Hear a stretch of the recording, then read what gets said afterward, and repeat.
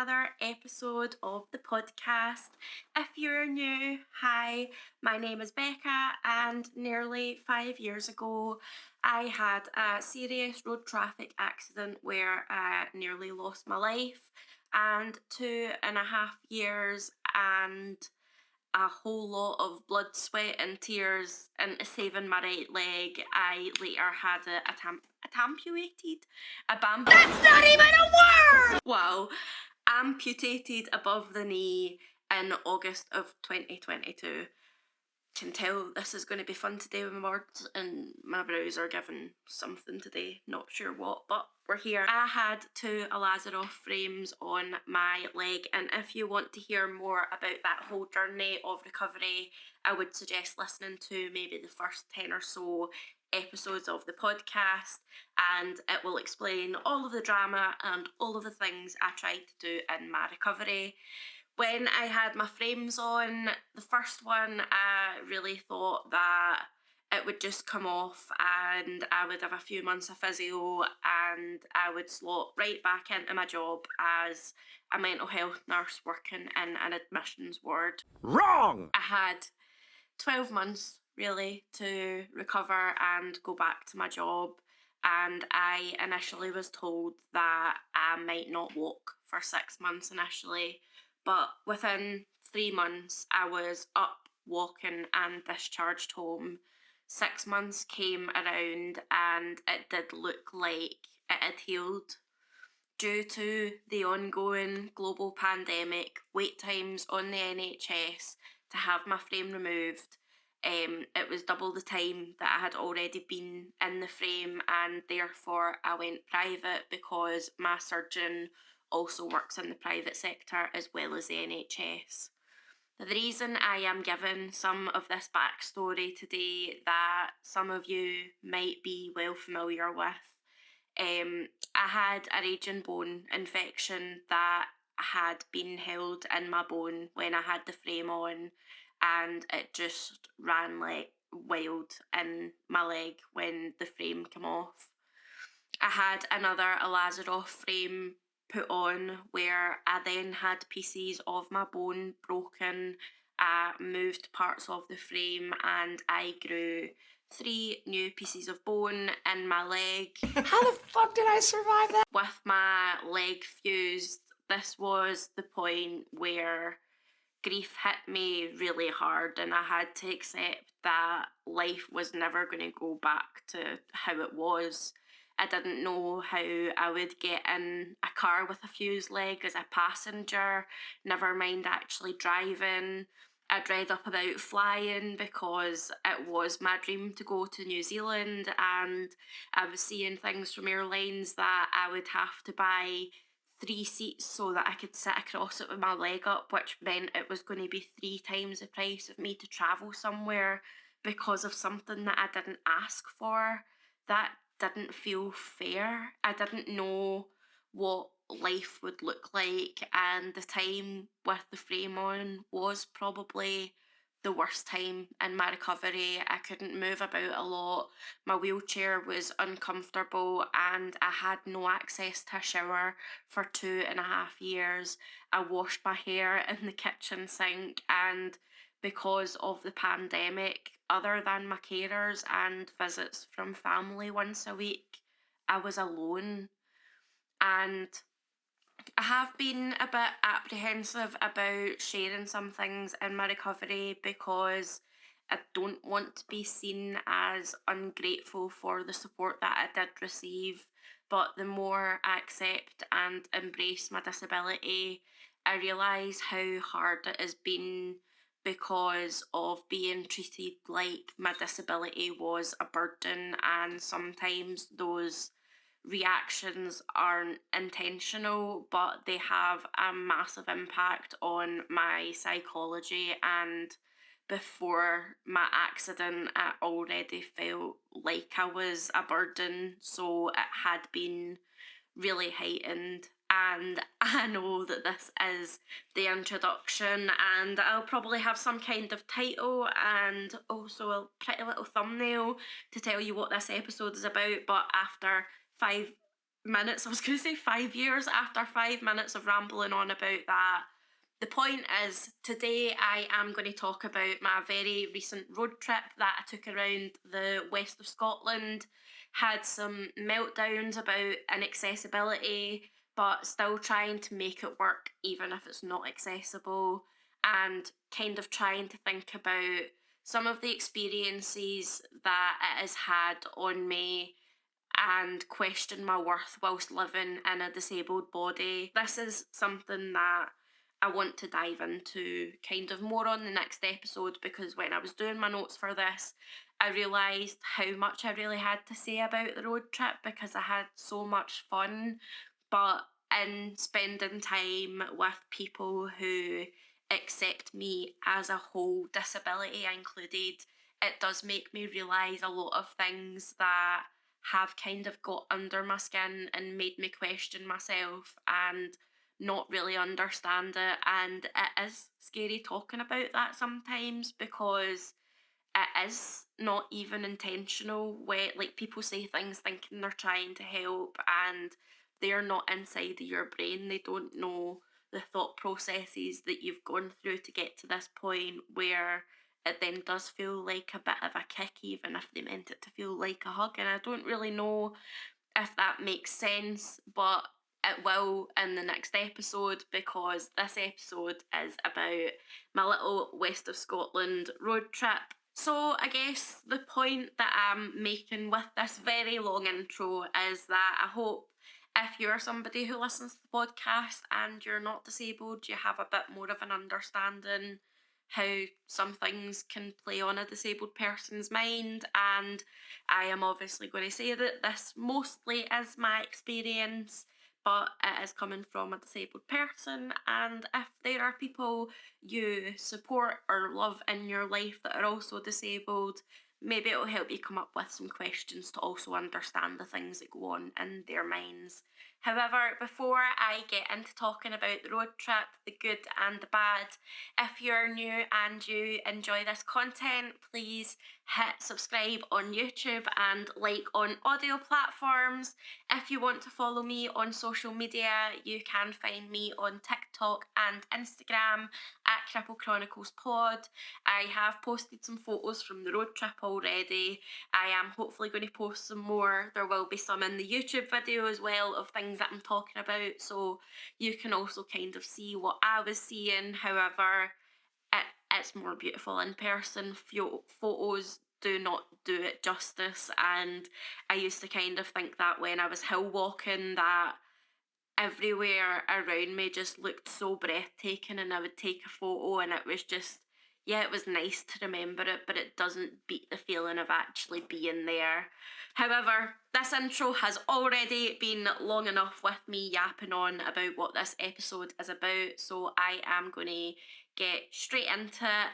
If you have anything you'd like to say to me, comment, whatever, drop me an email to crippledchroniclespod@gmail.com, and let's get into this long episode. Strap in, get some snacks.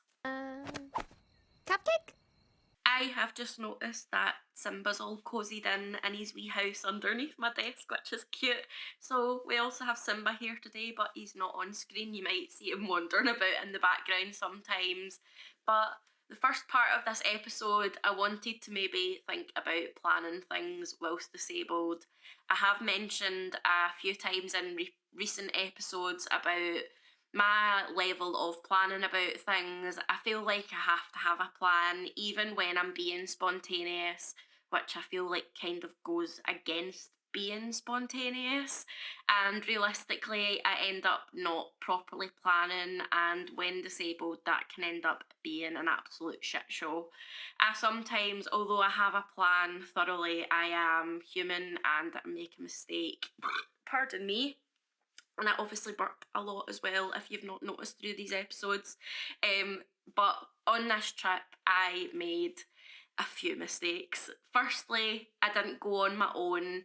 I had one of my lovely friends come and explore some more of Scotland with me, and he did help me a lot in terms of disability, like dismantling my wheelchair and putting it back together each time we stopped, even with one of my wheels being broken and being very hard to like push out because the mechanism broke.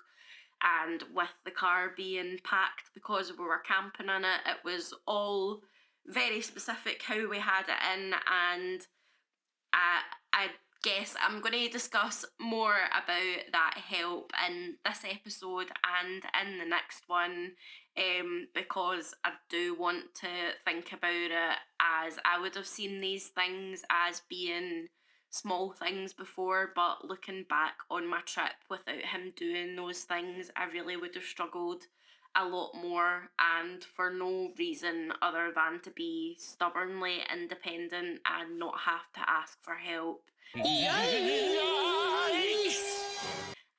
that would have meant that after I came home, my recovery time from the trip would have been so much longer. Plan for this trip changed multiple times with lots of places to visit and not sure how to plan a route, where is best to stay, trying to find accessible places, looking at ferry times and prices and not adding up the prices correctly, as well as trying to do this trip on a budget meant finding a hotel, camping in the car one night. Like I said, the car was fully packed and we could have just camped full stop, but I am a nature girly. Like, I love being out in nature, but not that kind of nature girly. Like, I don't like camping. I don't like trying to piss outside because I usually end up getting it on me, and that is zero fun. Also, with one leg, I didn't really want to think about how to get onto the floor and camp outside and then have to get up and then drive. I was like, that's going to take a lot. So what do we do? Camp in the car. Also, I didn't have a tent and I was trying to be as cheap as possible. So it seemed like that was the best option. If you are watching, I am going to put on screen my planning for the camping in the car. I dragged like 3 or 4 cushions off of the couch, put down my back seats in the car, got some blankets and dismantled my wheelchair to fit it in the front seat. It was small, but I would like to say it was more cosy than cramped, and I did plan on having some fairy lights and blankets to cover the windows, but after planning with getting the cushions all sorted and taking my chair apart and getting into the front seat, I slept for 16 hours that day. So when I say about my friend helping, that is the kind of, I think that puts it into perspective. Like, that was me just trialing how the cushions would go in the car, taking things apart, and I was so fatigued that I had to sleep for that long after it. So yeah, that's what I mean when I would have said I see that as small things, because it's like, well, I can do it, but what is the repercussion of me doing it? And it is draining to think about that sometimes. I need to add up the pros and the cons. What am I going to have to deal with if I do this thing? However, that is part of living with disability and part of what I want to chat more about, because it is something that I have been thinking about a lot, trying to kind of come to terms with it really, and that is a process that takes quite a while, and I feel like it's something that is probably going to be lifelong because there's always going to be things that crop up. I sometimes forget that I'm no longer in an able body and I can't do all of the things that I want to do without being totally wiped out. And I would say I did a bit too much planning because I wanted there to be lots of things we could do or see, but trying to find out if places were accessible.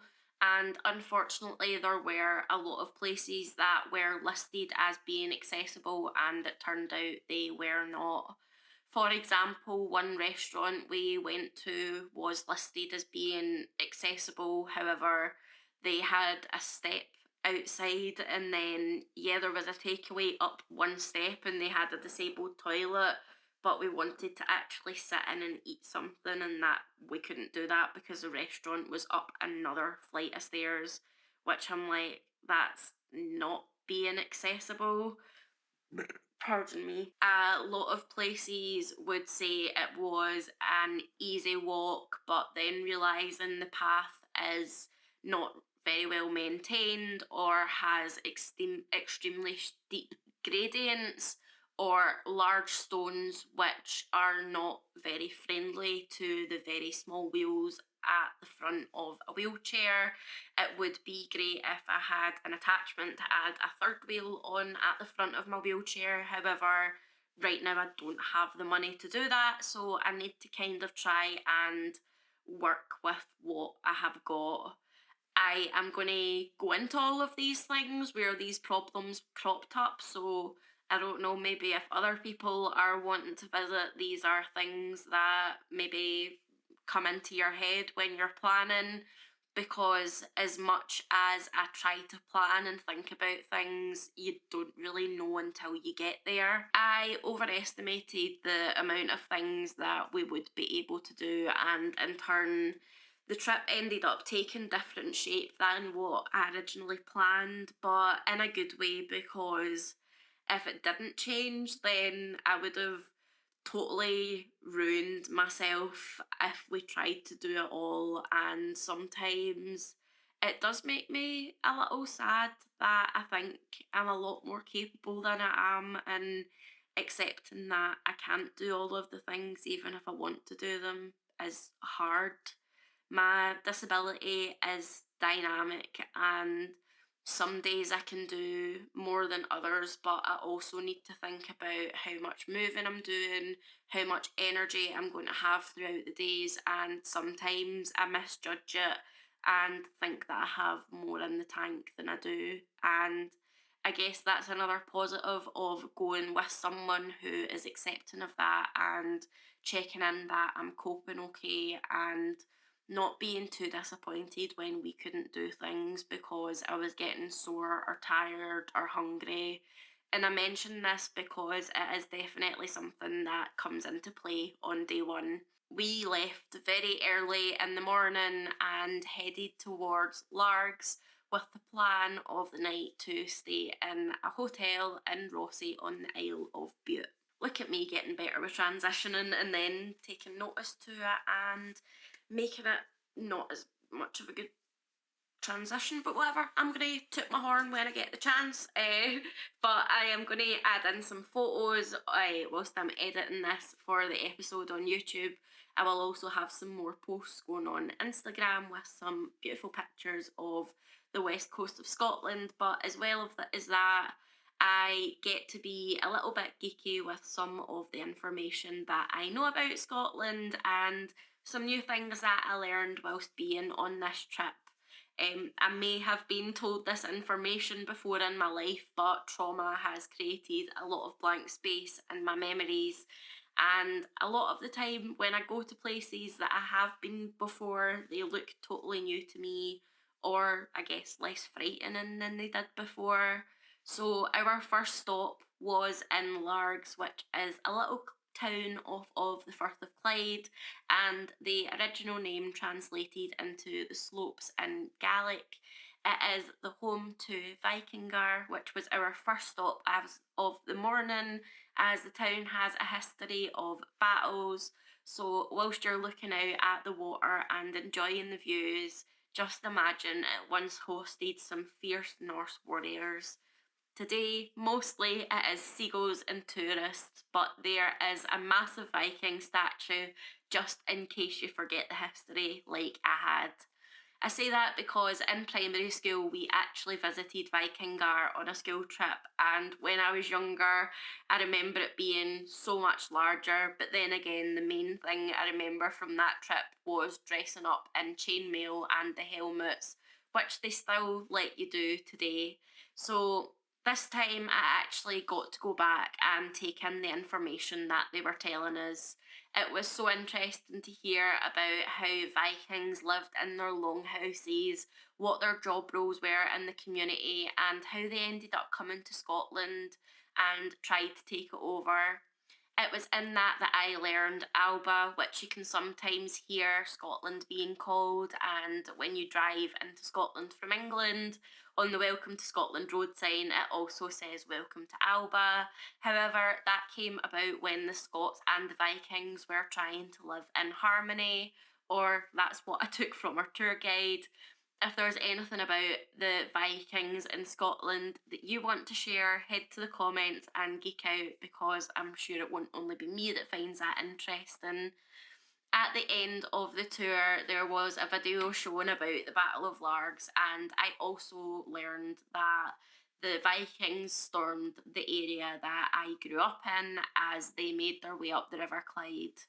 And I just thought that was really interesting. But moving on, like the very fast currents of the River Clyde, we decided it was time to get some food and figure out the ferries, because when doing the planning, like I mentioned, I made a few mistakes and I wasn't very good at reading the prices and estimated it to be a hell of a lot cheaper, because I didn't realise you also have to pay for the car when you're travelling with a car on the ferry.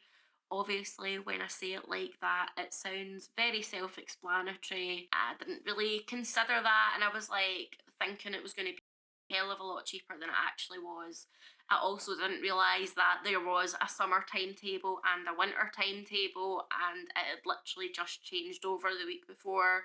So I was panicking a little bit, because initially we were planning on going to the Isle of Bute, which is about 3 hours on the ferry. And when I realised that you had to pay for the car, unfortunately for a single, it was looking at roughly £130 for a ticket. And I'm like, we paid 50, 60 quid for the hotel we stayed in for the night. I can't really afford to spend that on a ferry. So whilst in Largs, we were also going to take the short trip over to Millport, which is on the Isle of Cumbria, and I visited Millport quite a bit as a kid, and one of those very small places where everybody knows everybody. And as a kid, I always saw Millport as a biking town, a biking island. I think it's like an hour or so and you can cycle around the whole island, and I thought, well, maybe that would be something fun to do in my wheelchair. However, we decided to give it a miss, as I realised it was going to be a bit more expensive than I thought to go on the ferry, to look about and not really do anything. And also, if we were to hire a bike, that's more money. And also, am I going to be more tired out that when we get to the hotel I'm going to have an issue because it wasn't accessible, and I had already been told that beforehand. However, I'm glad we didn't go to Millport, because the hotel ended up being less accessible than I had been told on the phone, which I didn't really appreciate. However, we'll get to that in a minute, because we're heading away from Largs, and we drove about 15 miles up the waterside, getting to Weems Bay, which is where the ferry port is for Rossi on the Isle of Bute. And this is somewhere that I can't remember if I've ever been before. Maybe I was too young to remember, but Bute has this mix of Victorian era and wild Scottish landscapes, so it is really good if you're craving a bit of everything.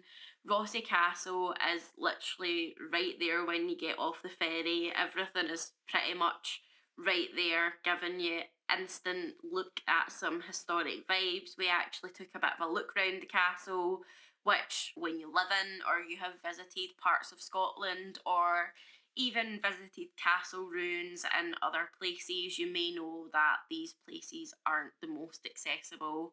A lot of castles have very narrow staircases inside and outside, and there's mostly a lot of grass and not a lot of paths. However, I do still tend to enjoy the views, even if I can't hobble up the top of the stairs and see them from a height. And we had also decided that we would go to Bute Yard, which was a gin distillery. However, it was very small and they didn't do tours, and there's literally just a wee window where you can see into the distillery process, which was a bit disappointing as the building seems like a very large venue space, and it does seem like they've maybe missed a bit of a trick of like making the distillery part a bit bigger and doing tours, because the only thing you could really do was a gin tasting, and I'm sober, so it didn't really seem like there was any point to it. And after taking a bit of a look around Rossi and realising that it is pretty small, everything's very much just in the one part, we then decided to take a little loop of driving around the Isle of Bute to take in the views and to find a nice place to watch the sunset. We did find a little place, I think it was the Kyles of Bute viewpoint. The term Kyles comes from the Scottish Gaelic word meaning narrow strait or channel. So the Kyles of Bute refers to the narrow channel of sea that lies between the Isle of Bute and the Cowal Peninsula.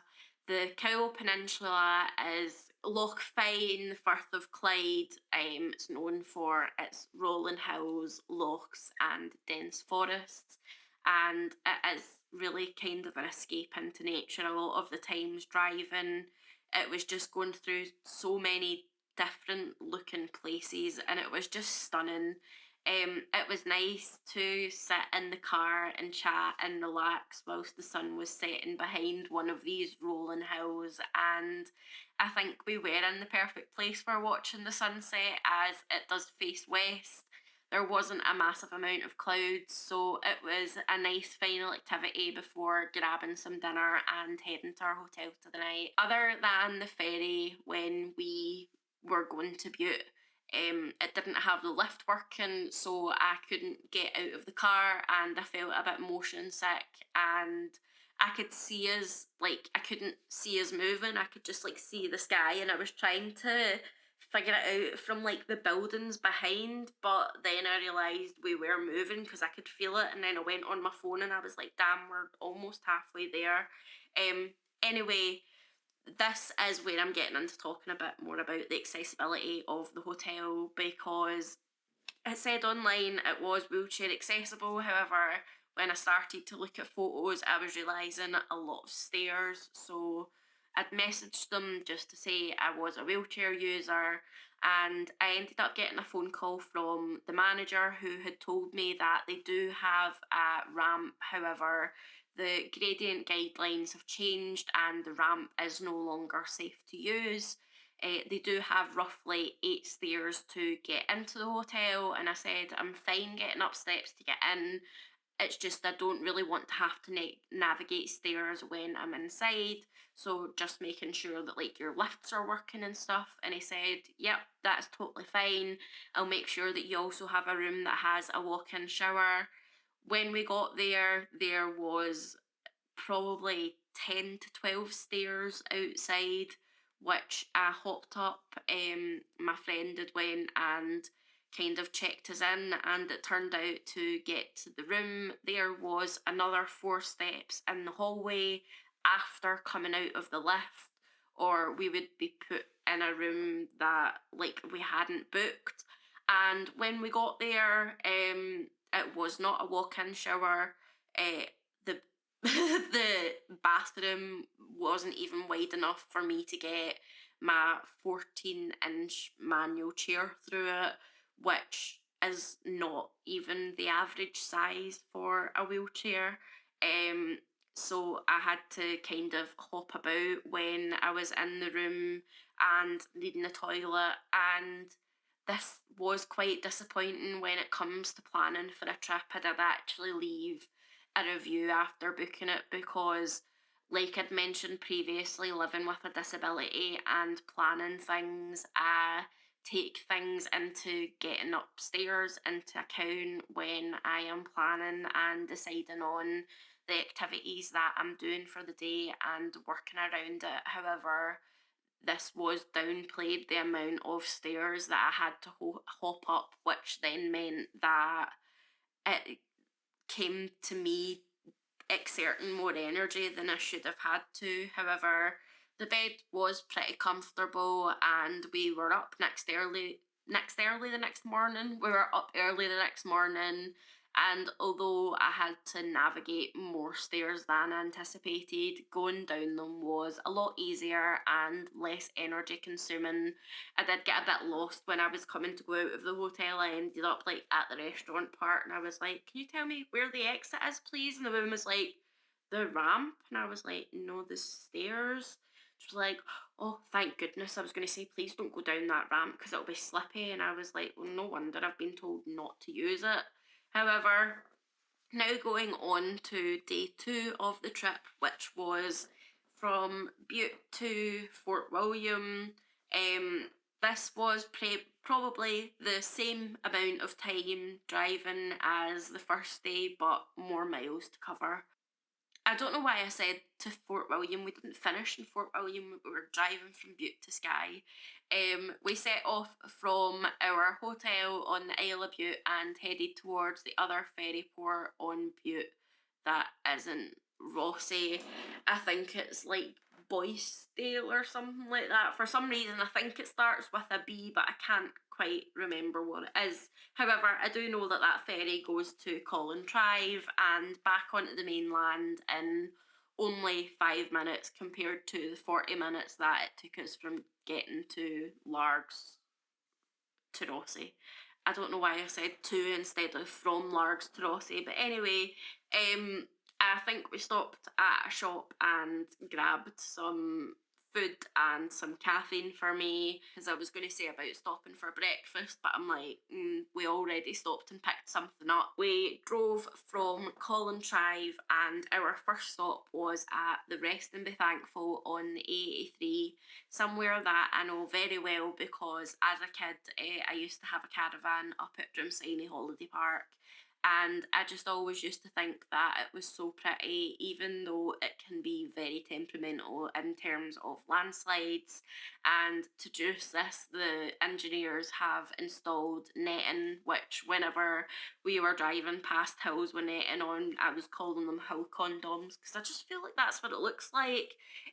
But they've also created like barriers and holes in places to catch when landslides happen, and when there is a particularly bad landslide and they can't use the main road, they then use the road which is at kind of the bottom of the valley, which is an old military road, and they do convoys on it. Despite these efforts, landslides are an ongoing challenge, and the road maintenance is almost at a constant. I actually don't know if it has stopped since I had my accident, and that was in 2019. However, when you're at the Rest and Be Thankful, on a clear day, you can usually see the top of the cobbler, which is also known as Ben Arthur, which got its nickname because the mountain's distinctive peak resembles a cobbler or a shoemaker at work.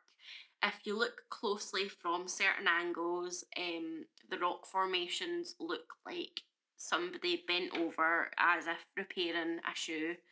This unique shape, along with its jagged profile, has made the Cobbler one of the most recognisable and popular mountains in the Arrochar Alps, despite it just being shy of the height that qualifies it for being a Munro.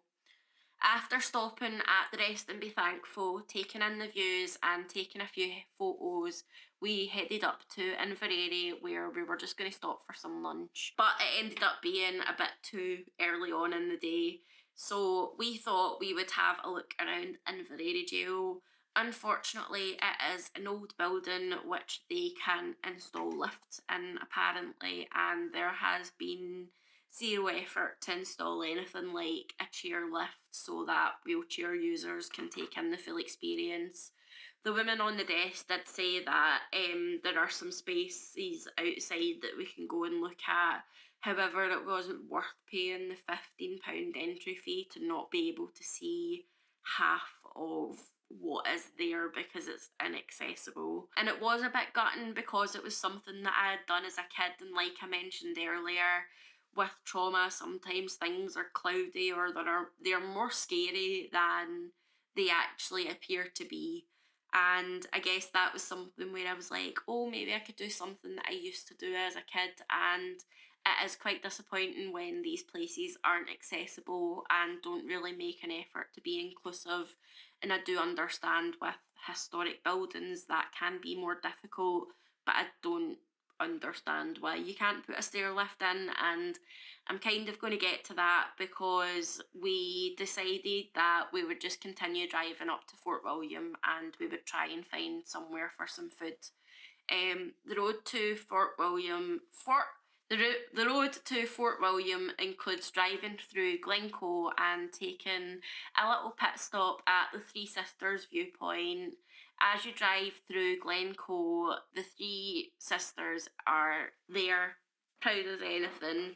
These massive covered peaks rise up beside the road, taking you right between steep hills and cliffs. And I really enjoy driving through Glencoe because every time you're driving through, it's something new to look at. And I have always been as a passenger, but I don't know, driving it did feel kind of fun.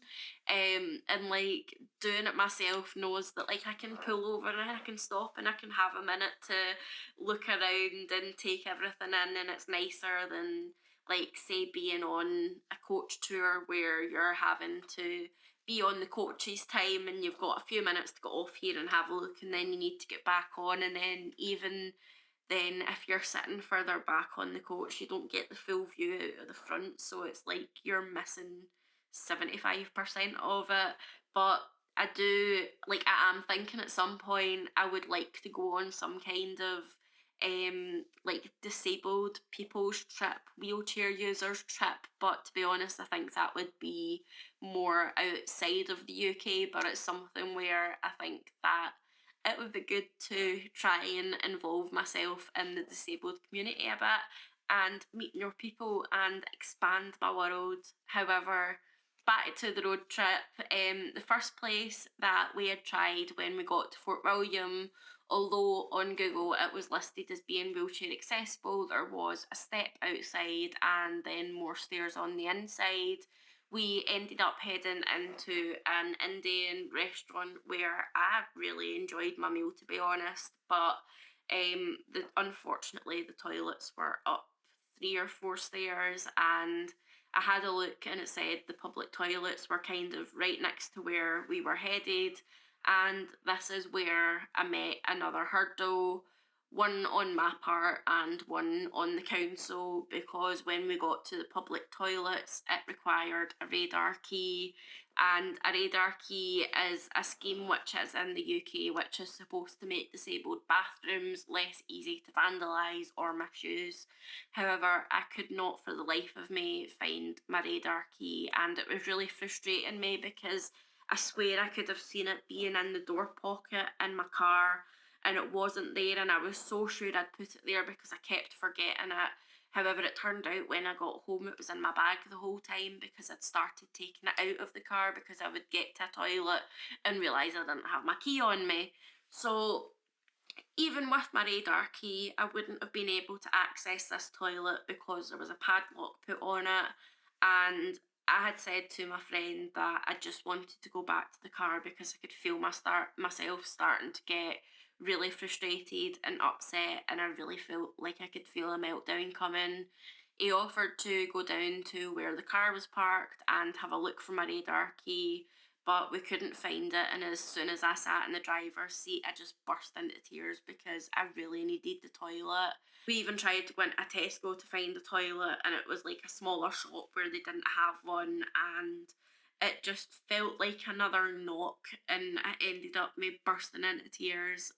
My friend had sorted putting my wheelchair in the car before coming and sitting in the passenger seat and giving me a hug, helping me to calm down, and then trying to help problem solve the issue with the toilet. We decided that we would try and go up to the museum in Fort William as it was just up from where we had parked the car. Unfortunately, the museum had stairs, but they did have a bathroom that was a little tight with getting in with my wheelchair, but it had grab rails, etc. So I was able to finally relieve myself. When I came back out, my friend and the woman who was working in the museum had spent the time that I was in the toilet trying to get the stair lift working, which I thought was very sweet, and that's why when I was speaking about Inveraray, I'd mentioned the stair lift before, as I hadn't really considered that as an access option before, as I've never really seen a stair lift in a public place for wheelchair users or disabled patrons that kind of struggle with stairs. But since the stair lift wasn't working and I was feeling a bit off after having my toilet related meltdown, I just wanted to get back to the car and have something to focus on rather than my emotions and my brain being mean to me that I was ruining my friend's trip by being disabled. This is something that I am really working on, trying not to feel like a burden with my disability. And it is something that I am going to talk about a lot more in the next episode, as the more I talk about the road trip itself, it is getting lengthy and it feels like me overcommitting to myself is a bit of a theme here. I'm not sure if that's the right wording or if I underestimate how much I actually have to yap about, or maybe it's a bit of both. But in the intro, I mentioned wanting to talk about my friend helping me in terms of my wheelchair and trying to problem solve poor access. And I think that is going to be better discussed in the next episode and kind of dedicate a full episode to it, because I don't want to end up missing out things because I'm worried about the time I've been recording for. And I know that some longer form content is really getting pushed out on YouTube at the moment, but I still get a bit in my head sometimes, and it is so easy for me to get sidetracked, and half an hour episode becomes an hour and a half episode. Anyway, back on to actually talking about the road trip.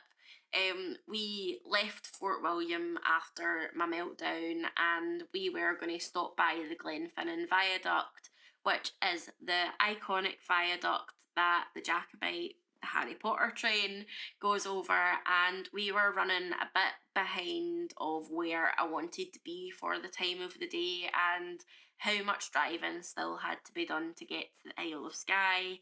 We were avoiding paying more money for a ferry, so I drove up and took the bridge onto Skye instead. The Isle of Skye is all very rugged, like a lot of single track roads, unpredictable weather, and there's a lot of charm there. There's a lot of, like, it felt so unreal that it was actually still in Scotland. Like, as you're climbing up and you're seeing these mountains and lots of water kind of opening up in front of you, like, if you want to see somewhere in Skye in Scotland, I would really recommend people to go to Skye, even if it is not the most accessible for getting out of the car. It is a fucking stunning place to drive around, from the fairy pools to the Kerrang. That's Quiraing, not the music channel Kerrang.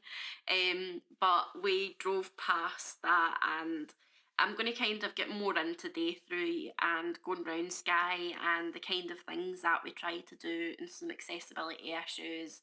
However, the wind was picking up and there was a definite chill in the air, and there was a few places that we wanted to stop by when we arrived in Skye. However, with the driving time to different places, we decided that it was best to head to Portree and find somewhere to eat, whilst also looking for a parking bay along the way for some overnight camping in the car. There is a Scottish outdoors access code which permits people to wild camp as long as they are in small groups and respect the environment.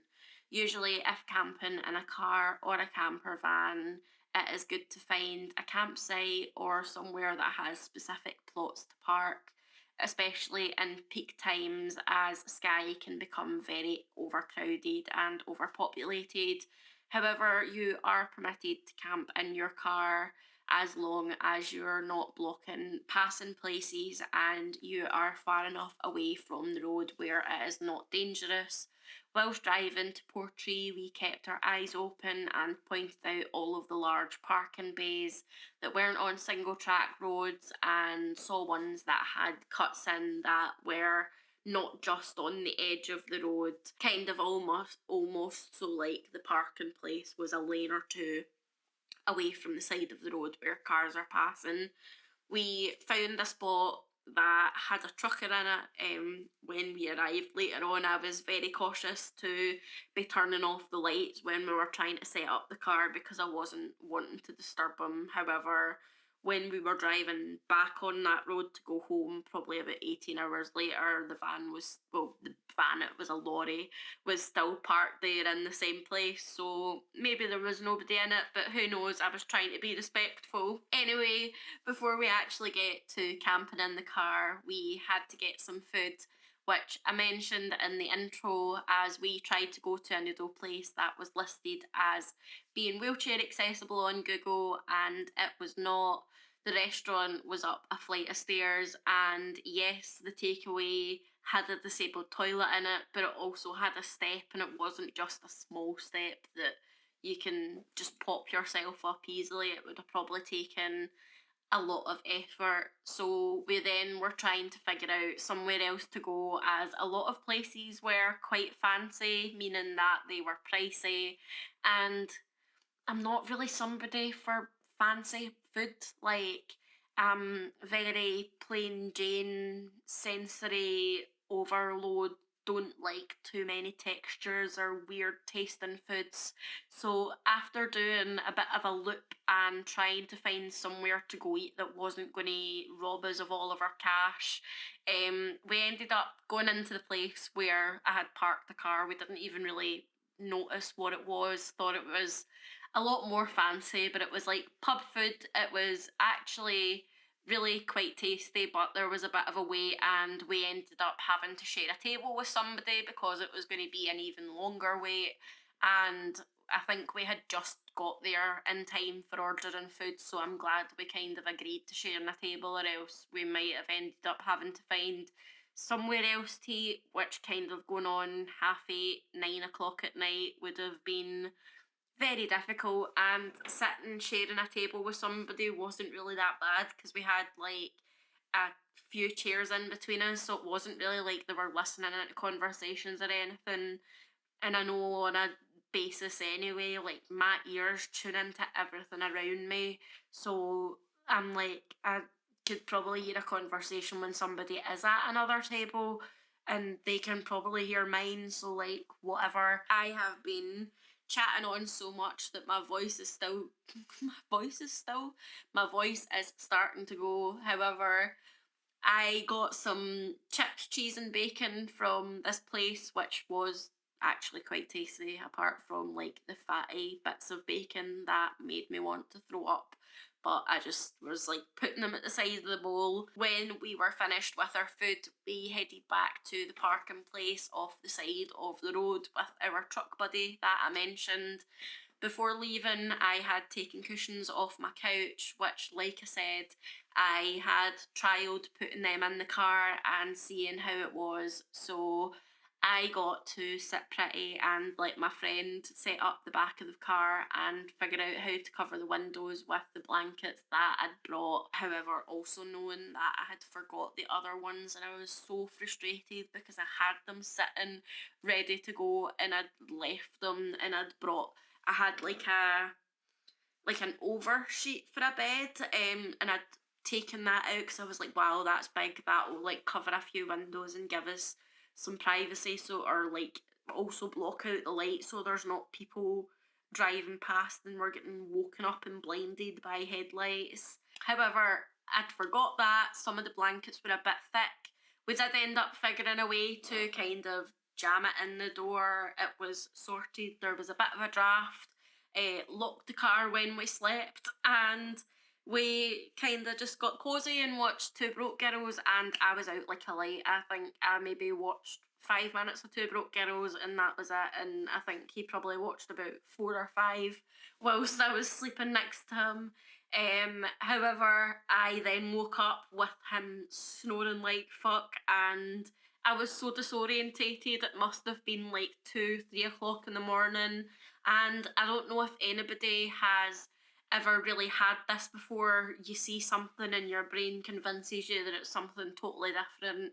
So one of the blankets or my jacket was like flapping outside in the wind, and I maybe sat for 10 minutes. It felt like 30, thinking that this was a fox that was on my fucking car roof, because we're sleeping in the wild and who knows what might be out here in the dangerous wild. And if there's a fox on top of the car, how the fuck am I going to get back to sleep? And then I realised it was a blanket blowing in the wind, and I thought, right, I really need to go back to sleep, because this is not going to be a fun day tomorrow if I do not get some sleep now. However, when the alarm went off in the morning, I really did not want to get up, but I did also want to explore more of Skye, and I had another problem of needing the toilet. So we stopped and went to a shop to grab some food, and we found a public toilet, which again, the disabled toilet needed a radar key. At this point, I hadn't found my radar key yet, so I had to go into the women's toilet, and the cubicles weren't big enough. So I had to sit and do the toilet with my wheelchair in the doorway and just praying that somebody wouldn't open the door. Thankfully, I was the only person that was in there. However, after I'd finished doing my business, I realised that the main door had a lock on it, so I could have just locked the door and had the whole toilet to myself, and not really had to do a danger shite and be worrying if somebody was going to come in and catch me off guard. However, that is a lovely start to day 3 of the road trip, talking about my fucking bowel movements. However, here we are. I like to be upfront and honest, and sometimes girls shit, and that's okay.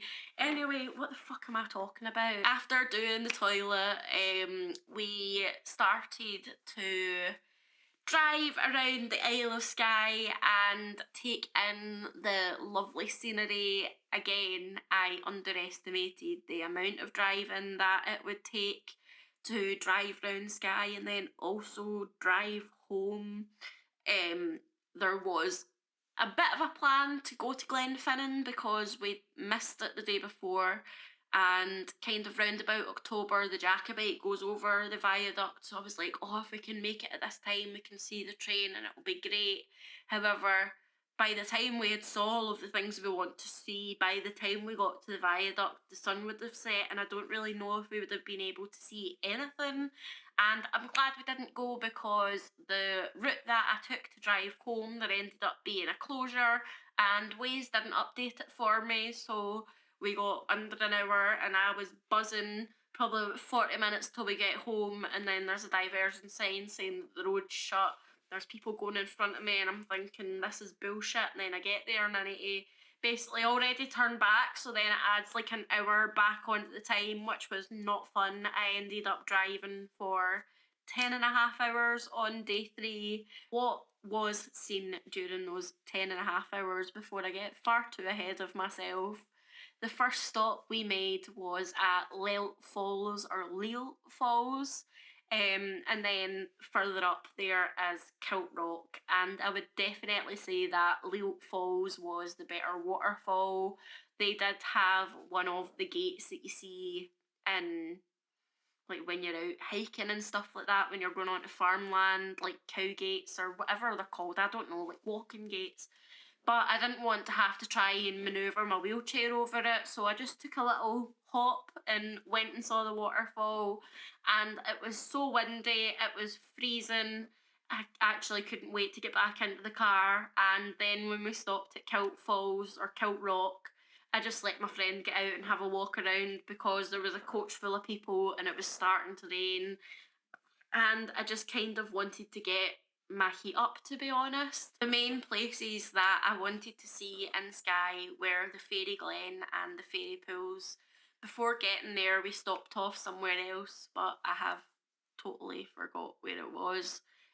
We got to Fairy Glen and there was a couple that were just leaving who gave us their parking ticket, which had an hour left on it, and I am really glad because it ended up being a bit of a farce for wheelchair manoeuvrability. There was a steep hill just up to the right of us, and my friend did a lot of pushing and navigating uneven ground to help me get up to the top of that hill. However, when we got there, we realised that this path went round and up, and I was having a look and he kind of went down and realised that the path gets worse the more we go on.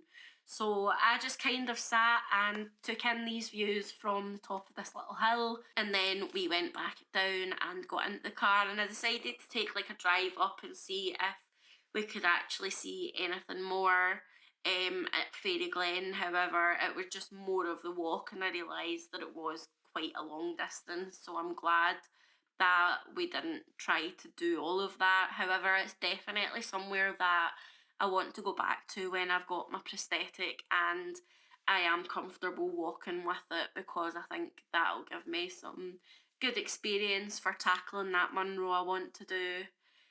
We were going to go to the village of Island Life, however, it was an hour drive from Fairy Glen, and unfortunately, on the day we were there, it was temporarily closed. I'm not sure if it was due to the time of year, because a lot of places in Skye are only really open till the mid to end of October, because that's kind of the summer season, and I'm guessing it's when the kind of ferries change to the winter season that there's not a lot of things that are open because it's not really tourist season. We then headed on to the fairy pools, which again, having a look at the path, didn't seem like it was a good idea for me to tackle it in my wheelchair. So I wrote a little wish for the fairies and handed it to my friend to leave it with the fairy pools and see if they would grant my wish. I am one of those bitches, whatever, judge me if you want. This is something that I might come on to in the next episode, where I think about things that make me feel included and less like a burden when being in a disabled body. With the Fairy Glen, the fairy pools are somewhere that I want to go back to when I have my prosthetic, and maybe even a row later, so that I can have a seat and a break without actually still needing my wheelchair. We then decided that it was time to head back to Portree for some lunch, and again we encountered some places that were listed as wheelchair accessible, most of which had a step or steps. We ended up finding a cafe that had a step, but I could just stand up it and then sit in my wheelchair, and there was a bit of a wait, so I sat and wait whilst my pal went and picked up some magnets from one of the shop, and the food was actually really good, and I was eyeing up a piece of lemon drizzle cake, but my heat regulation was all over the place the whole time we were away. I was either sweating or I was freezing, and I tried to go to the toilet when we were in this cafe and it was small and there was people queuing, and I was just feeling really, really warm, where I then didn't really feel like having a bit of cake because I just felt a bit shit, to be honest, and I didn't really want to be sick or anything like that. And although there weren't a lot of places in Skye where we stopped and did activities, the whole journey was just really beautiful.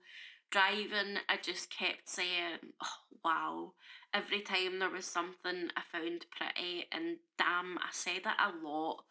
There was a lot of single track roads and passing places on the whole trip, and I think it was the majority of these roads were either single carriageway, single track roads, or like very rarely there was dual carriageways. And previously I get very anxious driving on single track roads and roads that have passing places, because the limit is usually a 60 mile an hour, and it just terrifies me that people like bolt it down these roads and take corners at intense speed when you don't know if something could be coming. However, because it was pretty quiet, it didn't seem like there was pressure for me to drive quickly and I could be safe, and it really helped me to become more confident in my driving. And I think that is something that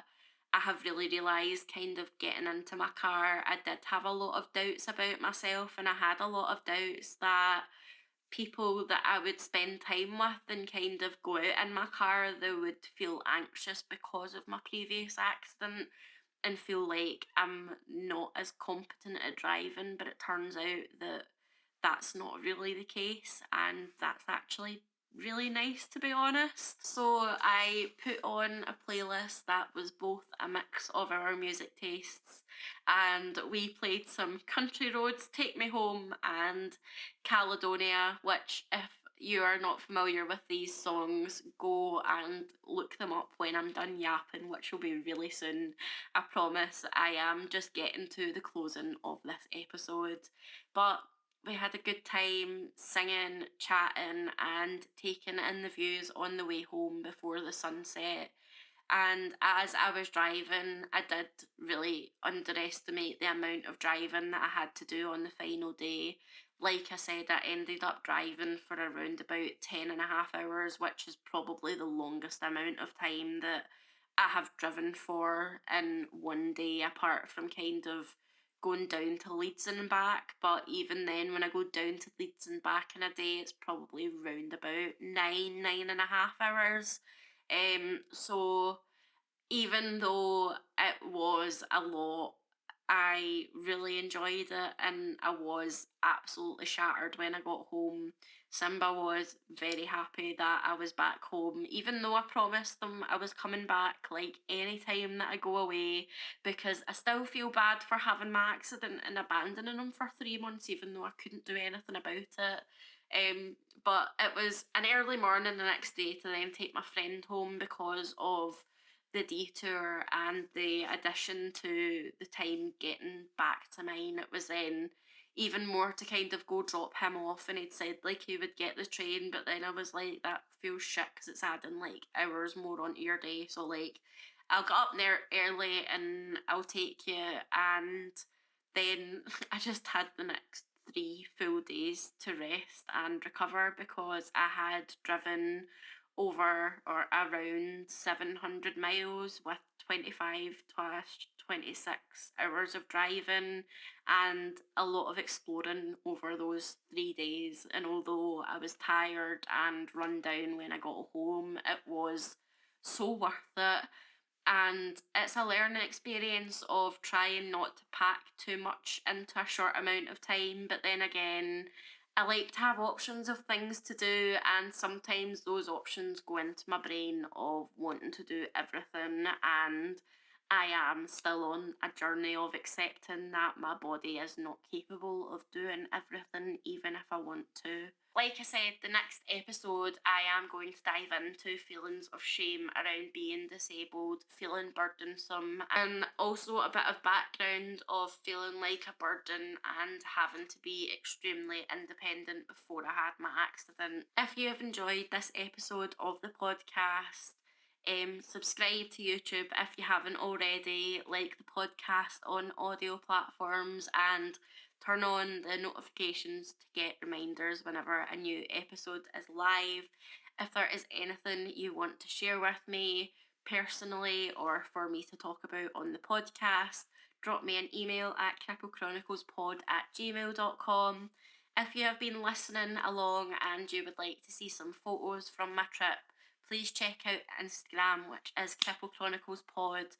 And if you would like to see some shorter clips from the podcast and some other video content, some vlogs, some things like that, follow me on TikTok at Cripple Chronicles Pod.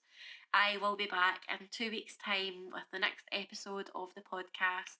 Look after yourselves, especially with the darker days and the colder weather, and I will be back soon for you to listen to me yap.